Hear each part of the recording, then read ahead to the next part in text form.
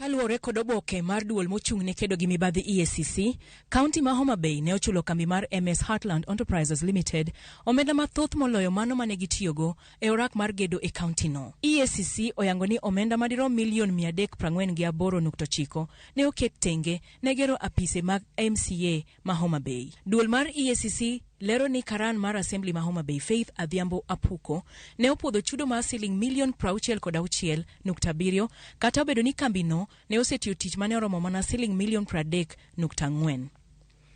Apuko itudo kod keth mar koso luwo chik mag tiyo gi omenda jopiny, puodho kendo chulo omenda e tielo mar ariyo mar orak maonge tich mane otim, loko kinde mag tieko orak kod tiyo marach gi ofise e siro mibadhi.